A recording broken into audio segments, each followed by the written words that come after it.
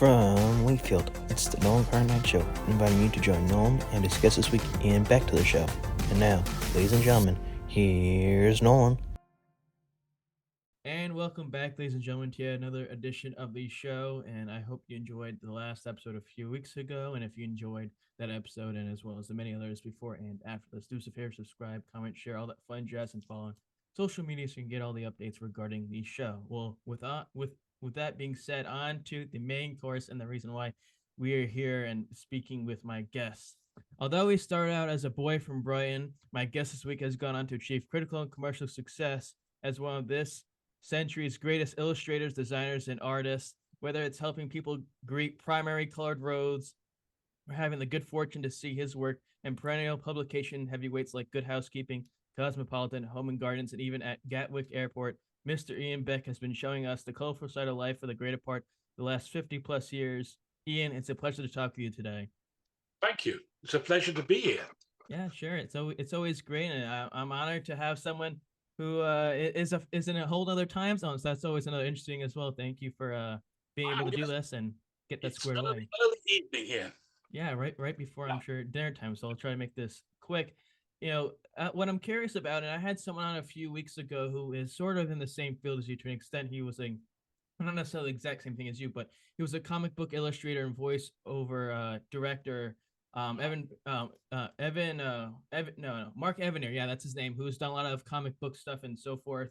And he's always, like yourself, has done a lot of freelance work, and he's always had a continuous job. So I'm sure for you, in some aspect, and correct me if I'm wrong, the last few years of the pandemic, not necessarily just in England, but for you were always working in your offices or in your studio. But for you, on top of that artwork that you've been doing, but also your love for music and entertainment, what's it like, especially in England, to see sort of the last 3 years revert back to some sort of normalcy?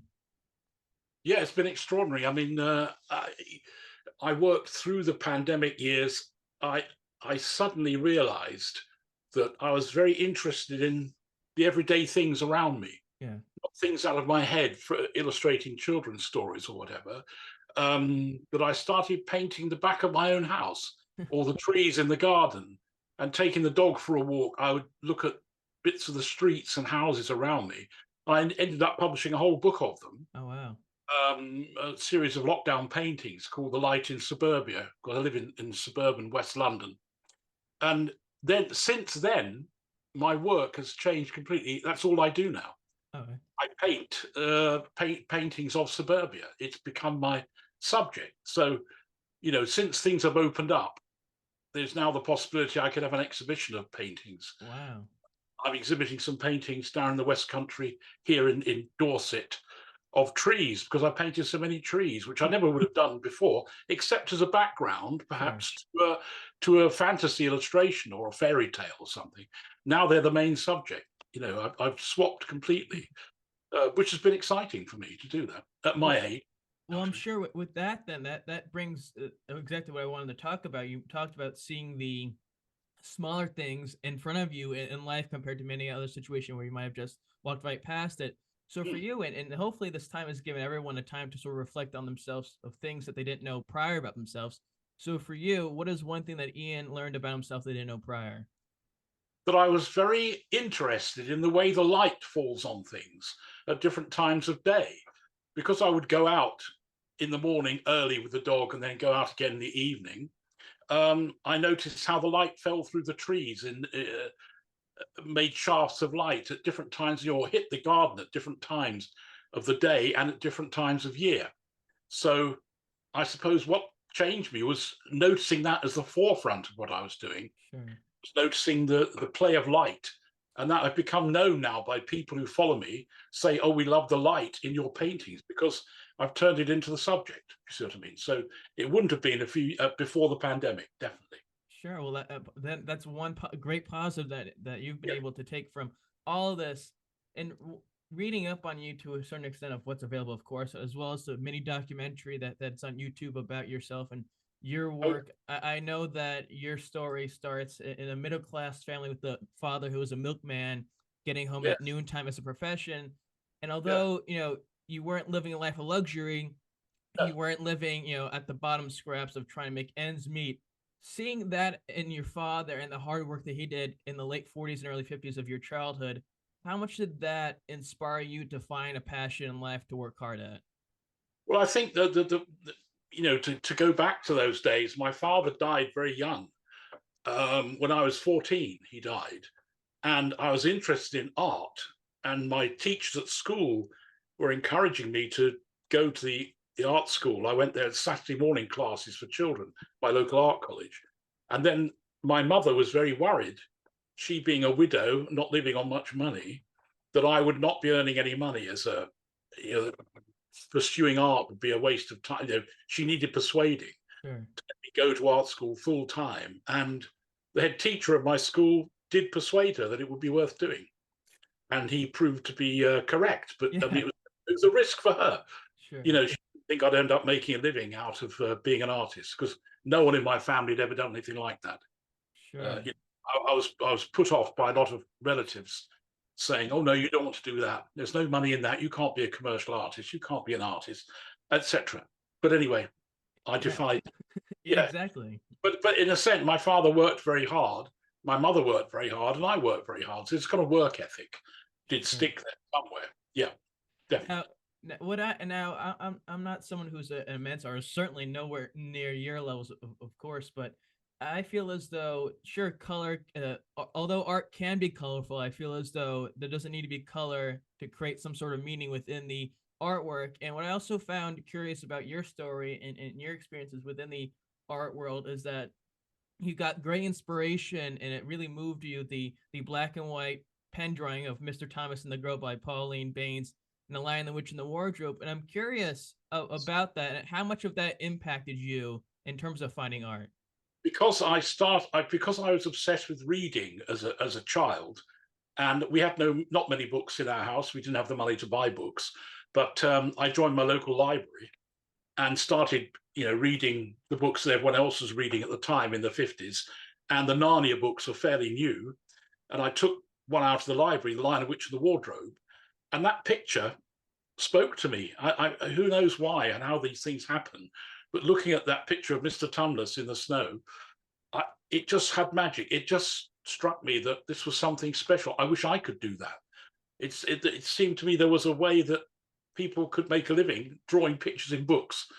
I didn't know what the name for it was. I didn't know the word illustrator. I think they were called commercial artists more than illustrators back in those days. But that picture just spoke to me. It leapt out and said, look at this. Why are you so excited by this picture? I don't know. There were also little black and white drawings in the Radio Times, which was a television and radio listings magazine. And they commissioned lots of illustrators to illustrate the radio dramas. There'd be a tiny black and white drawing in the pages of the Radio Times illustrating a particular drama. And I was very interested in those too, because again, the Radio Times was something that came into the house regularly every week. So I could look at the pictures as well as comics and things. Sure. Yeah. What I'm curious about though is then what does black and white do that color illustrations can't do in terms of presenting art? Well, I think they're different things, but I think the black and white can have a terrific drama to it and a pared down intensity. You're seeing a simple pen line on a paper, and it's you're responding to it, like the work of Edward Ardisoni, for instance, who drew mainly black and white pictures with a dip pen, a very fluid line, and his observations of people, when you see them, they communicate to you. He worked in color as well, as did Pauline Baynes, who illustrated the Narnia books, did beautiful color work on the covers. So I don't think black and white and color are necessarily opposed to each other. They do the same thing but differently. Sure. The emotion still comes across, and in black and white work, it can be very dramatic. Very, very, as I say, pared down. When you were then going at the age of 16 or a month over 16 years of age to the Brighton College of Art, how much of a freeing moment was that for you when you realized that was your option in life and that was your calling? Oh, it was the most glorious day of my life walking into that place for full time, as a proper art student. I felt very much at home. When I'd been there for the Saturday morning children's classes, I walked in the hallway there of the old building, which they demolished while I was there, actually in the early 60s. But the old building had printing presses and etching presses on the ground floor, and there was a smell of printing ink and oil paint coming up. And I just thought, that smell, it just spoke the whole place. I felt I had arrived, at the place where I was meant to be. And when we had our first teaching moments in class, drawing, and I called the teacher, the sir, as I would have done at school, he said, don't call me sir, call me Brian, because his name was Brian. Sure. And so it was that sudden openness and friendliness, which hadn't happened at school, happened at the art school. And I thought, you can use their names.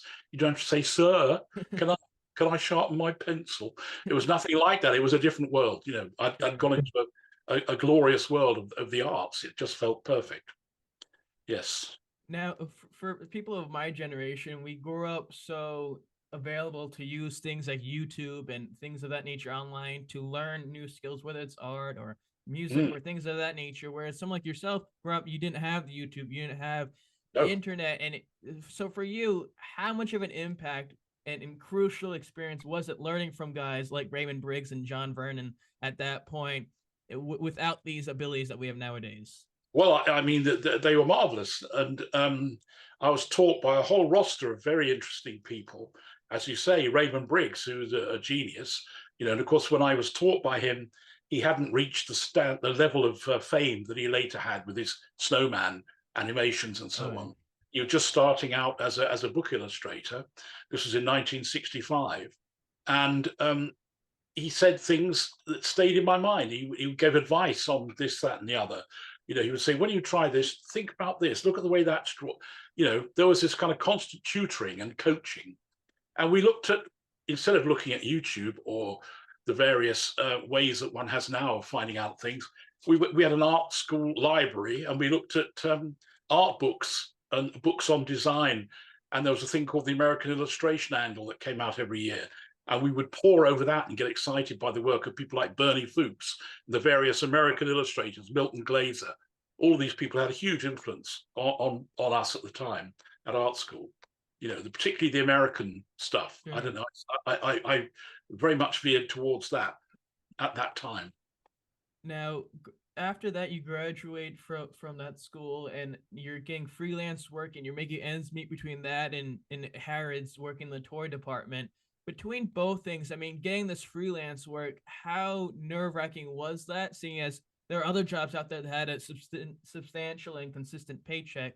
Were you all in on that freelance stuff early on? Well, the freelance work, it started very slowly, obviously, until I found an agent. When I first moved to London, I was living at my then girlfriend's parents' apartment. And they were very kindly took me in and said, look, you need to be in London to start finding work, which was true at that time. It wasn't so easy if you're in the provinces. And I eventually found a charming agent, a man called, he ran a company, called Anglo-Continental Artists. And I had a bit of desk space there. So jobs would come in and you'd say, oh, you want to try your hand at this? This is a little job here, paying not very much, but I started building up, doing things. And then I was working in Harrods just 1 day, 2 days a week, on the Monday and the Friday, covering for people who were away at the weekend, having long weekends. So I was kind of spare peg in the Harrods thing, only for a few months, but it did pay, kept me going for a bit. And then I got a job doing a cover for the album, The Rite of Spring, Stravinsky Ballet, in about 1970. And that was paying enough for me to quit the Harrods thing. And then gradually the freelance jobs took over. And I never stopped, it just went on and on. But lots of little jobs. Sure. Until the Elton John thing came along. Which I'll just ask you about momentarily. Sure. Early in that experience, though, with the freelance stuff that started slowly, do you remember a moment or a handful of moments that tested you in terms of thinking, is this really what I want to do with my life? No, I knew from when I was about 14 years old, I knew what I wanted to do. There was no doubt in my mind at all, ever. that I'd pursue it. And someone said to me, if you keep going, if you don't give up, you'll find your level. Sure. That's quite true. I eventually found my level, what I was particularly good at, or what I seemed to work best at. And I just pursued from there. I just kept going. Don't give up was the motto. Quite right. Yeah.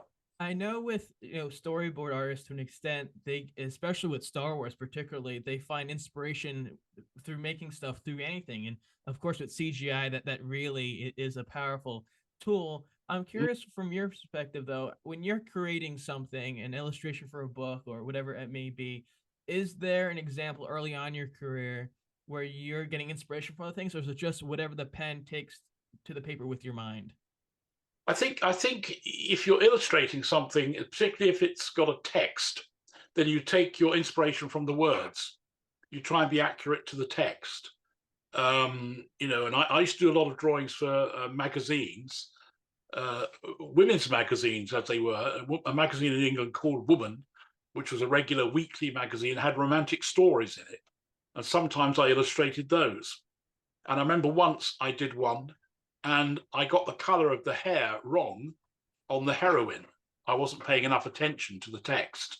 And the art director said, don't worry, we'll change the words. So they didn't care. There was this slight lack of care about the poor author who'd written this story.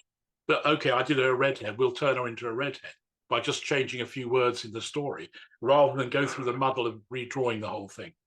But, so try and pay close attention. The inspiration comes from the words, from the story, from the poem. If I'm illustrating a children's nursery rhyme, things like that, which I was doing a lot of in my early career, and you let your imagination run on the words, the poems. You think, how would it be best to illustrate that particular rhyme?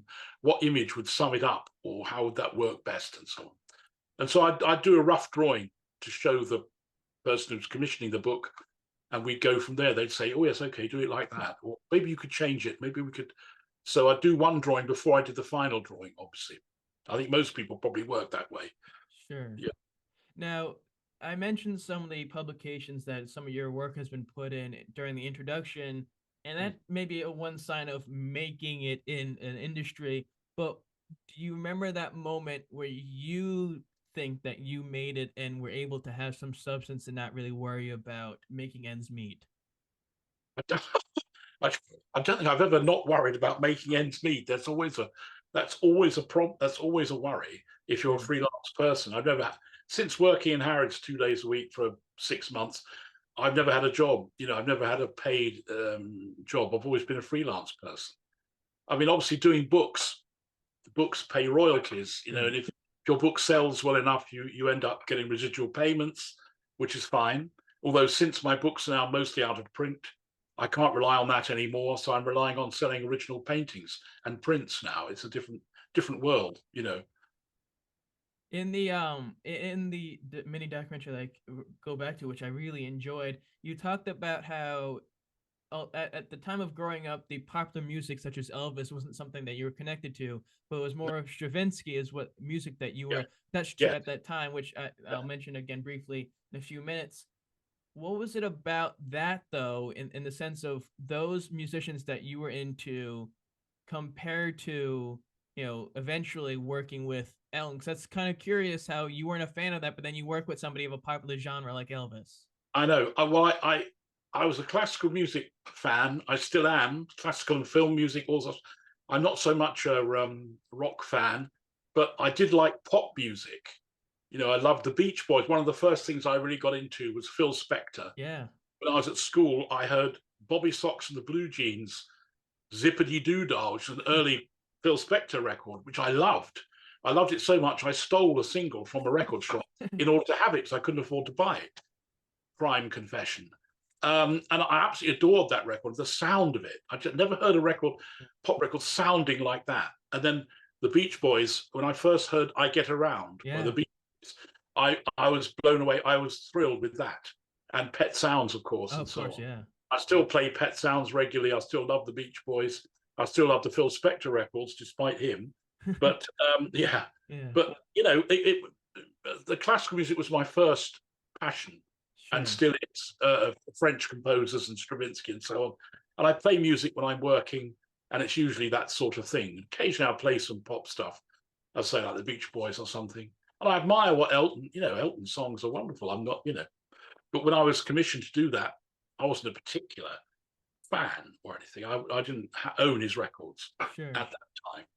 Well, I know that you were a fan of, or you listened to, a friend helped you listen to the self-titled album, or had it, and you listened to that, and then you liked the artwork of Tumbleweed. So for you, though, that must have been a funny scenario then of not being a fan of his work at all, or of that genre necessarily to an extent, but then to work on an album that now has had so much of a hold on not just society, but popular music as well. Yes, I would know. It came partly out of the blue, because I'd done a magazine cover, a very early story about David Bowie. Yeah, Cream. Old Cream, English Cream magazine. Yeah, I did the cover. And the people at Elton's company, Rocket Records, the designer, Mike Ross, and the others, had seen that and had me in mind, and maybe I could do some roughs for this album they were working on, the Goodbye Yellow Brick Road album. And I went and had a meeting with them. And they said, we've got some drawings done for the song lyrics inside, but we need a front. We're going to be a triple gatefold opening album. We need 3 images. And, I worked from the title, really. And I heard some of the songs in their offices. And I went back and had some ideas and presented those ideas. And they went for the one of him, which we all know, that image of him climbing through the poster, as it were, on the wall. But I had a very short time span to make the final thing. I think I had a week or 10 days or something to do everything, all 3 panels. So it was hectic, but exciting. Obviously, I thought, well, this is good. But I don't think I expected the album, to become such a huge thing that it still is. I mean, it's still big. And it's 50 years old this October. Yeah, which is crazy. I know. Well, that's why I wanted to ask you about the creative process with that album. I was going to ask how, what, in terms of you putting together on your aspect of creating it, how much of an input did the Elton's people or the record label have in terms of what it looked like, or were you just given free range to design it? I was given free range to come up with some images, which I did. I think I presented 3 visuals, and they chose the one that we now know. There was one of Elton standing in a suit, looking out from the wall poster, stepping out the other way, as it were, into the street. We didn't go for that one. And I gave away those roughs to a young person who came to my studio in about 1975. And I said, oh, do you like that? Well, you can have those. That was foolish of me. However, I give away things too often. It's stupid. I could have made some money out of selling those. Never mind. So anyway, that, I came up with the idea, the image, and showed it to them. They liked it. We just went ahead with it. And it was literally, as I say, a very short time span to get the thing finished. And then it came out, and they very kindly gave me a copy on yellow vinyl, which I was very happy to have, but I lost that in a flood sometime later. The thing I regret is not having a photograph of the billboard that was painted on Sunset Boulevard. They would put billboards up for albums when they came out.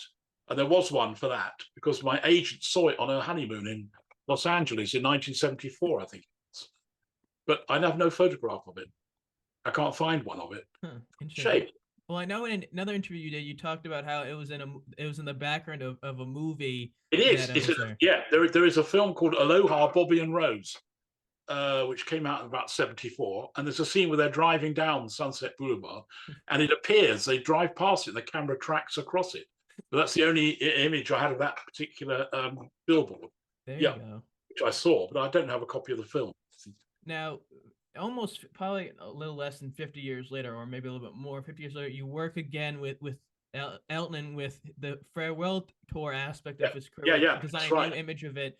To return back them, because I know you left that type of work in the 80s, to return back to Elton and do it for his farewell tour, what was that like in terms of a humbling experience? Well, it troubled me, because I thought, can I recreate that the tone and style of that, which I actually found that I remembered, but I couldn't get hold of the paper that I used for the original. No longer existed. Oh, wow. because it was drawn on a particular card, illustration board made by a company called Collier and Southern in London, and they'd gone. There was no Collier and Southern board to get, so I had to draw it on the paper I use mainly for my watercolors now. But I made it work. It was fine, you know. But it was a daunting prospect, certainly. Sure.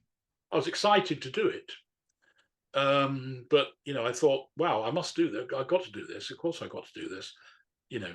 But Yeah. it was a slightly daunting prospect trying to match the feel of the original. But I hope it worked. Sure. Well, it looks it looks pretty good, and I'm sure for you that is the experience that you look back fondly on, because it's another aspect of trying to be creative in the sense of something that's now foreign to you in the aspect it's been so long since you last did it.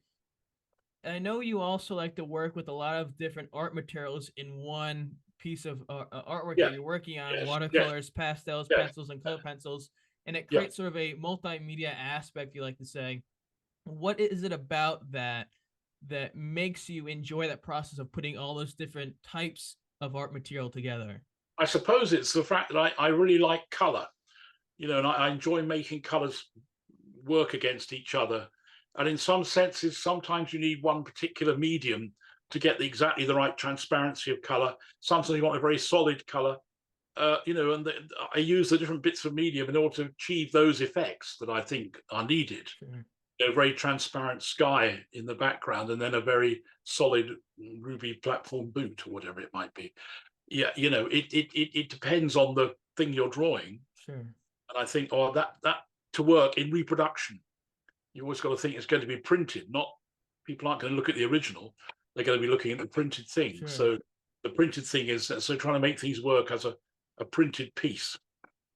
Well, Yeah. to also still be doing it, you know, by hand all these years later is in this sort of element is also a testament to the quality of job that you want to do, because nowadays it's as I said, YouTube and technology, Photoshop is dominant in terms of creating stuff. So it's another aspect as well.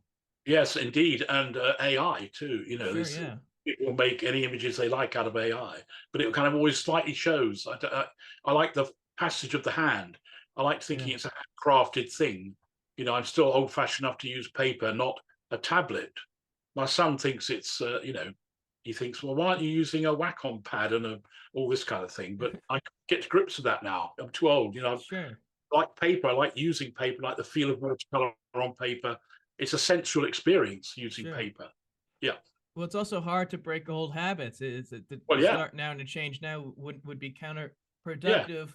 Yeah, exactly. As you said, you've done a lot of, you know, children's illustrations and books and of course paintings as well. In terms of that, with a book doing illustrations, regardless of the fairy tale or whatever the case may be, when there's a page limit, does that restrict you from complete creativity, or does it help you restrain yourself when working on something? I think restriction is always a good thing. You know, picture books nearly all have 32 pages. So if you're telling a picture book story for younger children, your story has to work within that 32-page format usually. And I think that's a good thing. It keeps you, like, you pare things down. You only show what's essential on each turnover of the page and so on. You know, you play around with the idea of turning a page and there's a large picture. When you turn the next page, a small picture. Playing with scale, those things, the excitements of doing a book, those are the pleasures of it. And I think restriction is a good thing. Yeah, I do. Now, with doing this podcast, I've looked back and doing it the last 2.5 years. I've looked back to an extent of certain older episodes where I say, oh, I wish I did this better, or wasn't so nervous, or asked a different question this way. With an artist such as yourself, have you ever looked back at artwork that you've done and said, oh, that little section could have done better this way, or this little section could have had this, or are you someone that completely, once they're done with something, they completely forget and move on? No, I look back and I'm sometimes horrified by what I did, and sometimes pleasantly surprised by something I thought was not very good. I look at it 5 years later, oh, it's not so bad, because I probably had a bit of pressure on me when I was doing it. I probably thought, oh, this is not so good. You know, I probably felt I'd rushed it, or I didn't like what I'd done. But in fact, sometimes looking back, you think, oh, actually, that's not so bad. But also, you also think, oh dear, I wish I hadn't done that, or been influenced by to do that. Yeah, obviously, and these things are printed, they're around. But a lot of the things in newspapers and magazines are very ephemeral. Not many people keep a scrapbook of your work. I mean, it's not going to happen. But books are more permanent. Sure. Yeah, yeah. Now, I'm curious, and you've done a lot of different types of art, paintings, books, and so forth, and album covers and magazine stuff. Is there a medium or type of version of art that you have not tried or attempted that you would like to? I suppose printmaking, in the sense of lithography, drawing on stone Okay. and printing off on the paper. I've only done that once, and I found it very lovely thing to do, working on the stone. But it's a very expensive, time-consuming process to make a print like that, and so I have another chance really to do that. More than that, just that one time would be Sure. nice to do. Who knows? Now, you've accomplished a lot. You've done a lot. You've experienced a lot. And although you said in the past that artists never retire, but Mm. when one day when the office doors close, the lights turned off, the pencils are put back into the case and into the drawer, what do you hope the legacy of Ian Beck is in terms of an artist and in person? Well, I would hope after the final lights out, it'd be nice to think that people still maybe looked at some of the books or enjoyed the paintings, and it gave people pleasure to look at them. I get a lot of comments on Instagram from people, and it says things like, "Oh, I look for your work every morning. It really cheers me up to see one of your paintings." There So you go. that gives me a nice lift to think that people enjoy what I've done, because Yeah, I'm painting things for myself to give myself pleasure, or sure. to do the subjects which I find particularly moving, like a twilight in the garden, capturing the exact sense of that light.